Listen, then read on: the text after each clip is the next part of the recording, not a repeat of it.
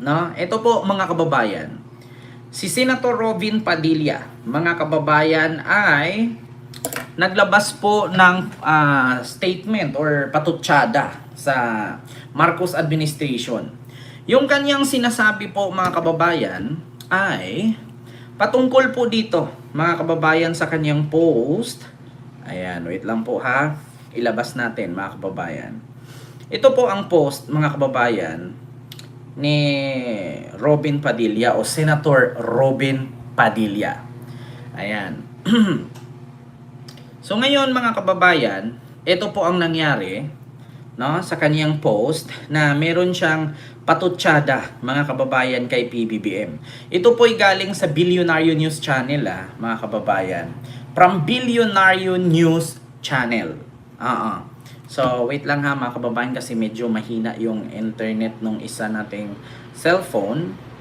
Ito po, Billionario News Channel po ito nang galing ha mga kababayan. Meron po tayong source, no? Hindi po tayo gumagawa-gawa ng peking balita or peking reaction. Ayan, Billionario News Channel. Ayan po si Robin. So ang sabi po kasi dito mga kababayan ni Robin Padilla sa kanyang post at patutsada or may bago siyang patutsada nga, parinig o buwelta or banat sa palasyo or sa Malacanang. Ito ang sabi niya. Padilla raises alarm over OFW safety. Senator Robin Padilla questioned the Philippine government preparedness to ensure the safety and possible evacuation of overseas Filipino worker amid escalating tension following joint US-Israel strike on Iran. In a social media post, Padilla asked whether authorities had drawn up clear contingency plans, noting that the United States and Israel had reportedly prepared for weeks before launching attacks related to Iran nuclear program. So President Ferdinand Marcos Jr. has since directed the Department of Migrant Workers and the Department of Foreign Affairs to secure the safety of the Filipino affected areas and take immediate action if necessary. So, sa madaling salita mga kababayan, ito po ang sabi ni Robin Padilla sa kanyang post sa kanyang Facebook page. Ang nakalagay po, ilang linggo nang naghahanda ang US at Israel sa kanilang pag-atake sa Iran. Nakapaghanda ba ang gobyerno natin ang kaligtasan at paglikas ng ating mga OFW or overseas Filipino worker? So ngayon mga kababayan, ito po yan. Ako bilang isang vlogger, 'di ba? Ako, bilang isang content creator, at trabaho naman po natin dito ang magiging political vlogger. So, syempre, may karapatan tayong mag-react. Kung may karapatang magtanong si Robin, may karapatan din po tayong mag-react at magtanong din. Senator Robin Padilla, with all due respect, our number one senator before. Si PBBM po, alam mo naman po yan, Senator Robin. Kahit nga may sakit, kahit nga sinabi nilang sinugod na naman daw sa St. Luke's.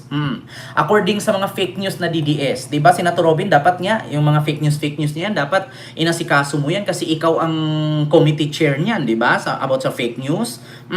Dapat nga inaksyonan mo yan eh. Alam mo ba ang pinakalat ngayon Senator Robin ng mga DDS? Si PBBM daw ay sinugod sa St. Luke's kaya ang dami daw bantay sa St. Luke's ngayon. At pinost na naman ni Jason sa. Bakit po kaya Senator Robin wala ka pong reaksyon dyan? Porkit ba nakasuporta kay Sara yan kaya hindi mo kinalimbang? Nagtatanong lang. Kung ikaw nga may karapatan magtanong, kami ba wala? Pangalawa, Senator Robin, according nga sa mga DDS na pinakalat nilang fake news, nasa hospital si PBBM. Pero ang sabi naman ng palasyo, si PBBM ay nasa meeting lang. So ngayon, handang-handa po lagi si PBBM dyan, Senator Robin. Wala pong problema dyan. Bakit? Nakita mo bang nagpahinga ang presidente? At saka dapat nga, Senator Robin, yung mga tinanong mo, yung mga pagtatanong-tanong mo na oras, dapat lumapit ka kay PBBM eh. Baka magkaroon ka ng advice sa kanya or baka magkaroon ka pa ng konting tulong, di ba?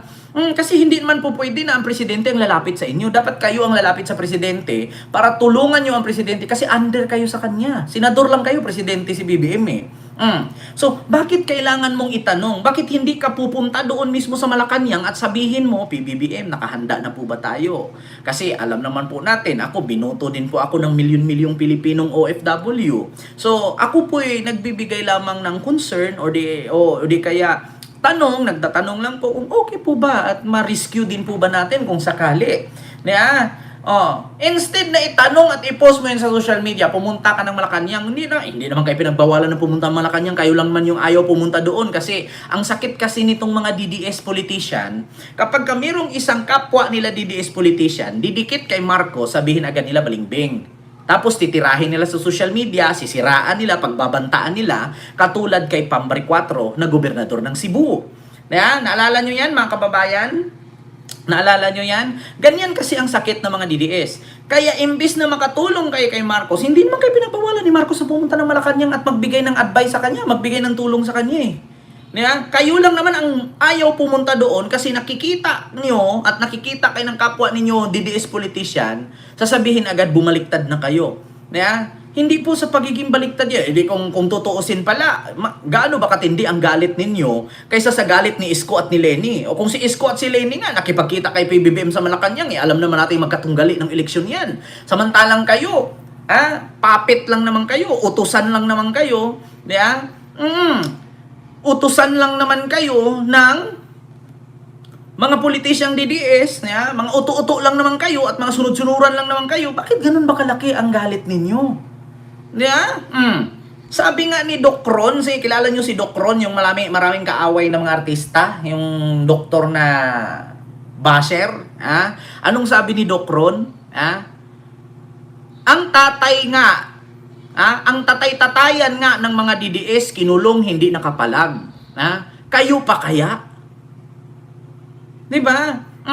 Instead na itanong mo yan, kasi ang US at ang Israel daw nasa joint force, isang linggo nang nakalipas na naghanda para sa kanilang pag-atake sa Iran. So ang Pilipinas ba daw, handa na ba daw ang ating gobyerno para sa pag-rescue sa mga OFW? Senator Robin, kahit ikaw ngayon ang ilagay sa posisyon ni PBBM, wala ka naman ibang gawin kundi ang mag-utos sa Department of Foreign Affairs, sa OWA, sa embahada ng bawat bansa, Philippine Embassy. Wala ka namang ibang utos, kundi ganun lang din naman. Alangan naman si PBBM pupunta doon. Alangan naman si PBBM ang lilipad doon sa Iran at pagkukunin ang mga Pilipino doon. Di ba?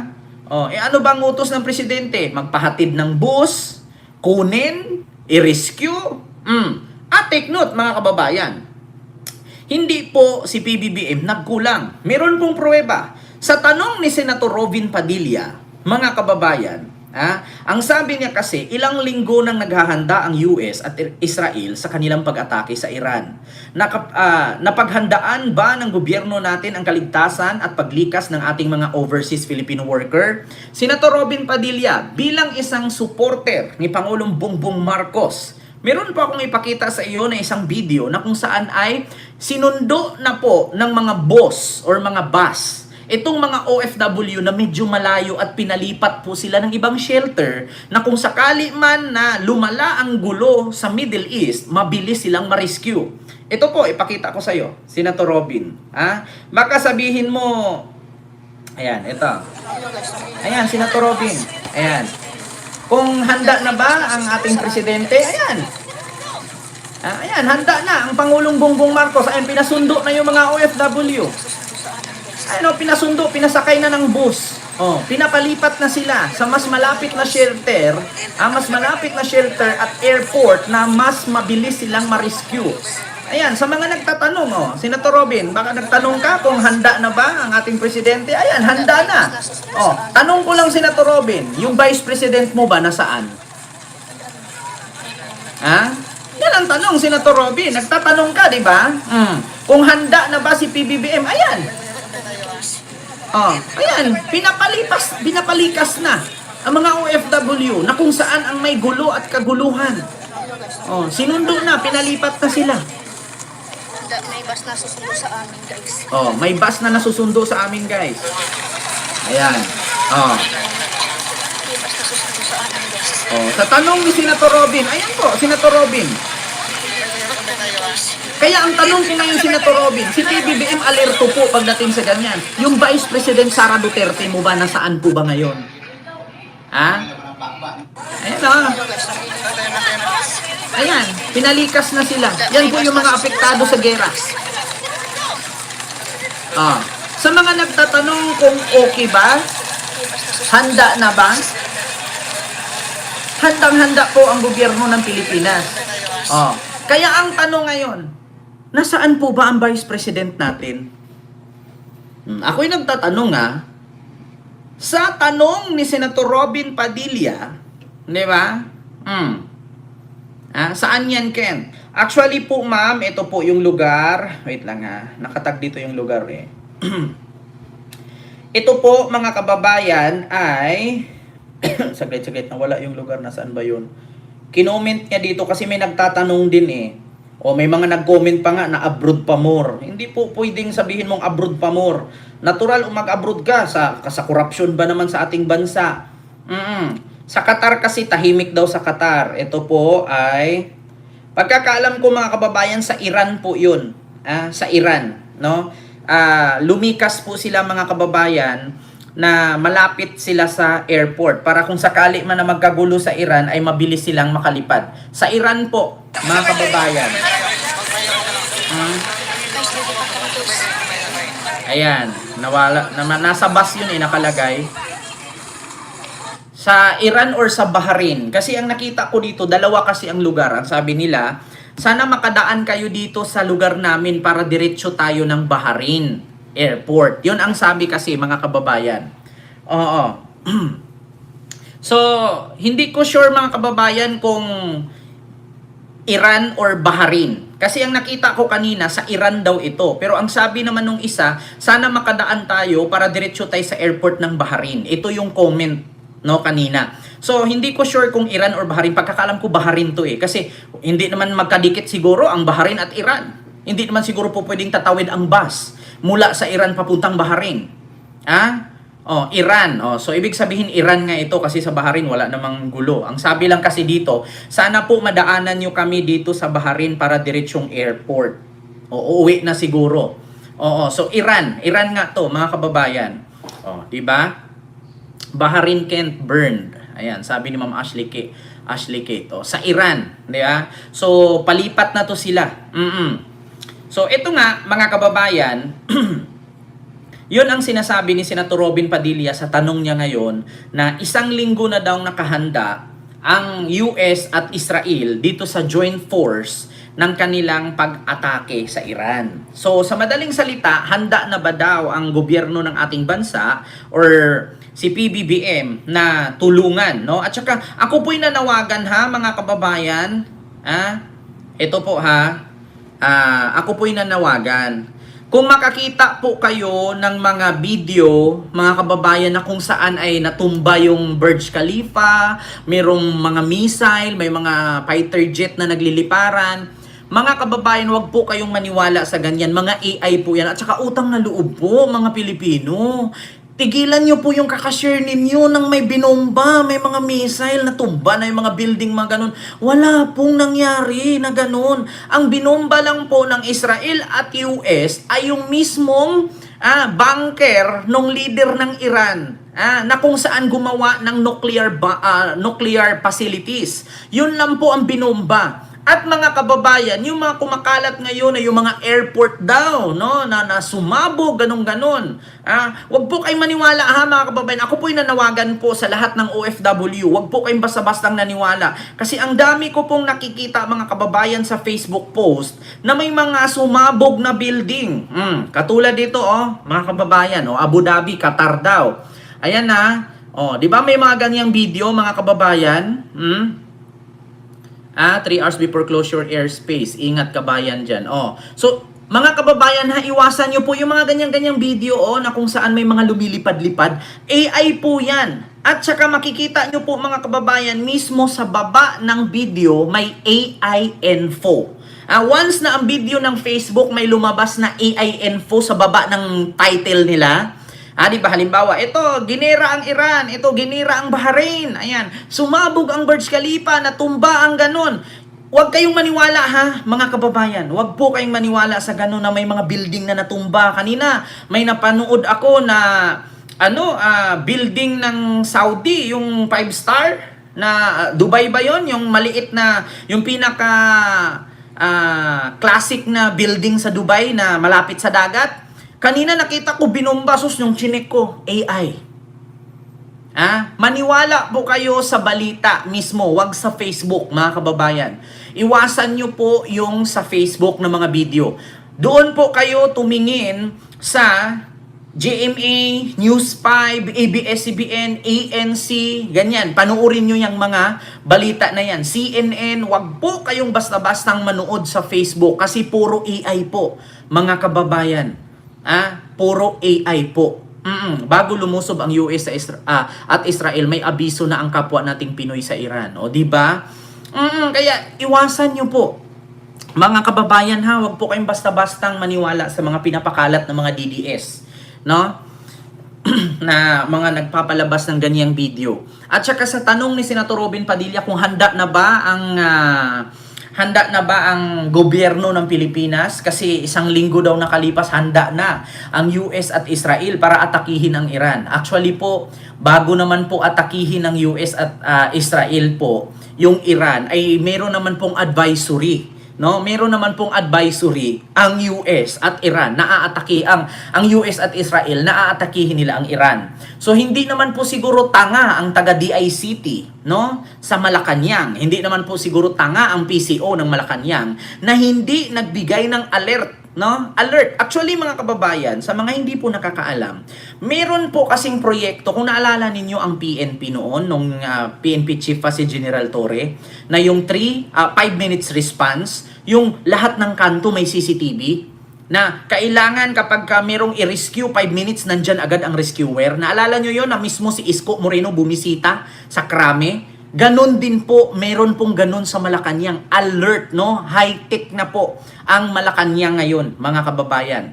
So, konting balita, konting sigalot, kasi alam naman po natin, mga kababayan, na ang buong mundo ay may Pilipino. Yeah? Ang buong mundo ay may Pilipino. Kaya, ang atin pong henerasyon ngayon ay moderno na po. Merong gano'n na po, mga kababayan. Nakikita na po mismo sa opisina ng presidente at nandoon po mismo sa opisina ng presidente. Nakikita po niya lahat. Ma'am Luz Watanabe, hello po sa iyo dyan, ma'am, sa Japan. Lahat po nakikita yan, mga kababayan. Maskin sa PNP, nakikita yan. Kung ang Amerika may Pentagon, sa Pilipinas, meron din po tayong ganyan, no? Na tinatawag natin na isang tawag dyan, parang may tawag dyan, mga kababayan, nakalimutan ko anong tawag nila doon, parang facility, modern facility center, no? Lahat po doon na monitor, no? So, mapamedya ka man, mapabalita ka man sa TV, lahat yan nandoon. Ma'am Brenda and kay Mama Bing, mega love shoutout po sa iyo dyan. Kaya may mga advisory po yan. Kaya imposible naman na nagbibigay ng advisory ang US at ang Israel para pasabugin nila ang nuclear facility sa Iran, ay hindi sila nag-aabiso. Kasi marami pong matatamaan dyan at marami pong mga bansa na may mga iba-ibang lahi. Kung China yan, halimbawa mayroong Chinese or Chinatown doon na natamaan. Do you think ang China ngingiti lang? Magagalit ang China kapag madadamay sila. Kaya Senator Robin, bago po mag-anunsyo ang US at ang Israel, alam na po ng Pilipinas yan. Kung nakita nyo naman, mga kababayan, kanina lang, pinalikas yung mga Pilipino. Hindi ko alam kung kanina or kaninang madaling araw yun or kahapon, kasi hindi tayo pareho oras actually, gabi po yun, pinalikas yung mga Pilipino, pinasakay nila ng tawag dito, mga bus para ilipat sila sa pinakamalapit na shelter para in case na lumala ang gulo ay diretso silang airport para maka-deploy agad, pauwi, makalipad agad. So yun po yun, Senator Robin. Kaya nga ang tanong ko, sa pagtatanong ni Robin sa patutsada niya kung nakahanda na ba ang gobyerno ng Pilipinas para sa pag-rescue, no, para sa mga OFW, Senator Robin, doon mo kay Sara tanungin yan. Kay Sara Duterte mo yan tanungin, huwag kay PBBM. Kasi si PBBM nagtatrabaho, alam mo naman, di ba? Ikaw nga mismo nagsabi, alam mo, yung Vice President, fitix lang yan eh. Puro lang yan promotion eh. Puro lang yan advocacy, kayang-kaya yan, tol. Sinabi mo yan, di ba? Kaya, tanungin mo si Sara kung siya handa na ba siya. Kasi si PBBM always handa yan. Kita mo naman yung mama, nagkasakit-sakit na nga, nag-duty pa rin. Nagkaroon na nga ng colostomy bag sa gilid, nag-duty pa rin. Diba? Hindi mo kailangan itanong yan sa presidente ng Pilipinas, Senator Robin.